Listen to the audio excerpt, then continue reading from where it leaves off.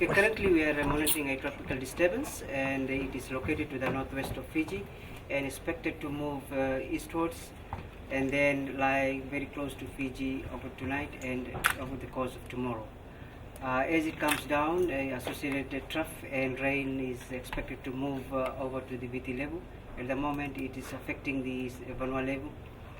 In anticipation of its moving further to the south and the rains coming over to the rest of the country, we have issued a heavy rain warning for the Vanua level, Taviuni, nearby smaller islands, Lomai Viti, and these areas. During the course of next 6 to 12 hours, we anticipate that these warnings will be upgraded to the whole of Fiji, and the heavy rain to continue tonight and tomorrow.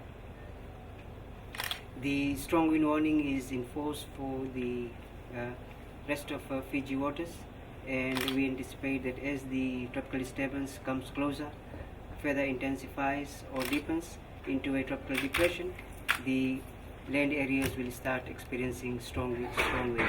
Therefore, we will also closely monitor that and put that in a strong wind warning for the land areas as well. Given that we had a significant amount of rain in the last week, and given that the rains are coming back and they are going to be heavy, we can expect first of all the flooding of low-lying areas, and the heavy rain continues.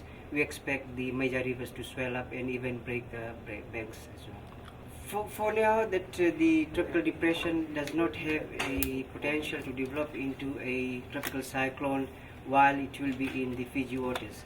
However, beyond that, we see that the probability increases to moderate, but it does not really get into high in the next 4 to 5 days.